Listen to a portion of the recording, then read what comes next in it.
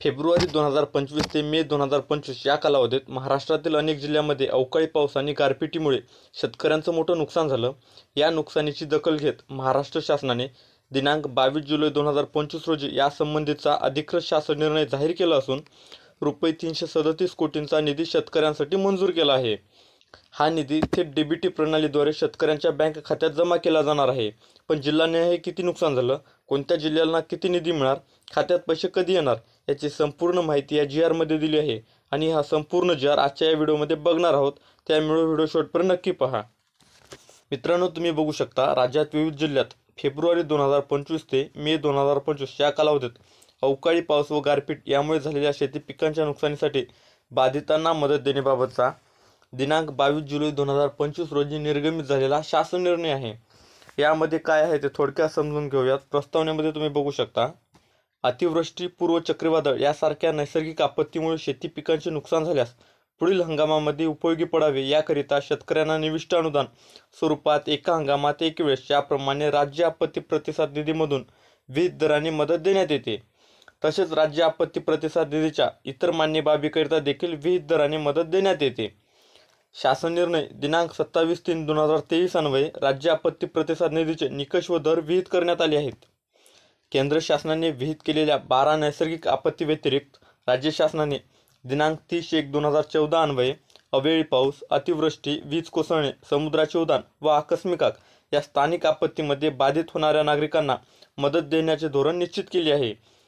तसेच दिनांक 22/6/2023 च्या शासन निर्णयान्वये सततचा पाऊस ही नैसर्गिक आपत्ती घोषित करण्यात आली आहे. आता शासन निर्णय काय आहे ते बघा. फेब्रुवारी 2025 ते मे 2025 या कालावधीत राज्यात विविध जिल्ह्यात अवकाळी पाऊस व गारपीट यामुळे शेती पिकांच्या नुकसानीसाठी शेतकऱ्यांना मदत देण्याकरिता संदर्भाधीन क्रमांक 2 येथील शासन निर्णयान्वये निश्चित केलेल्या दरानुसार एकूण ₹337,41,53,000 इतका निधी वितरित करण्यास शासनाची मंजुरी देण्यात येत आहे. संदर्भाधीन दिनांक 24/1/2023 अन्वये सूचित केल्यानुसार डीबीटी पोर्टलद्वारे लाभार्थ्यांना थेट त्यांच्या बँक खात्यात निधी वितरित करण्यात यावा. सोबतच्या प्रपत्रातील सर्व लाभार्थ्यांची माहिती विहित नमुन्यात काळजीपूर्वक तयार करून संबंधित अधिकाऱ्यांनी ती संगणकीय प्रणालीवर भरून मान्यतेबाबत नियमानुसार कार्यवाही करावी.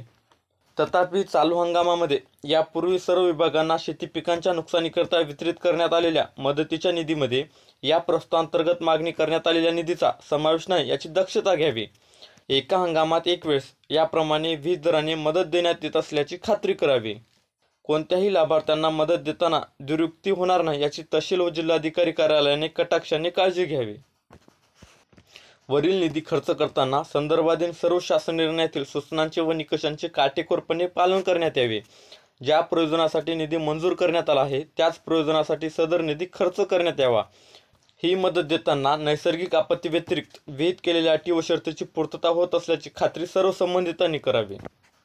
लाभार्थ्यांना मदत वाटपाची कार्यवाही पूर्ण झाल्यानंतर लाभार्थ्याची यादी व मदतीचा तपशील जिल्ह्याच्या संकेतस्थळावर प्रसिद्ध करण्यात यावा. या आदेशाद्वारे तसेच यापूर्वी वेळोवेळी निर्गमित केलेल्या आदेशाद्वारे नैसर्गिक आपत्तीमध्ये शेतकऱ्यांना दिलेला मदतीचा निधी बँकांनी कर्ज खात्यात अथवा अन्यथा वसुलीसाठी वळती करू नये याकरिता जिल्हाधिकारी यांनी सर्व बँकांना आवश्यक त्या सूचना निर्गमित कराव्यात.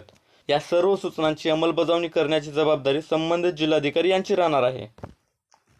कोणत्या जिल्ह्याला किती नुकसान भरपाई मिळणार आहे याची संपूर्ण माहिती या जी आरमध्ये दिली आहे आणि या जी आरची लिंक या डिस्क्रिप्शनमध्ये दिली आहे. ती ओपन करून तुम्ही सविस्तर माहिती घेऊ शकता.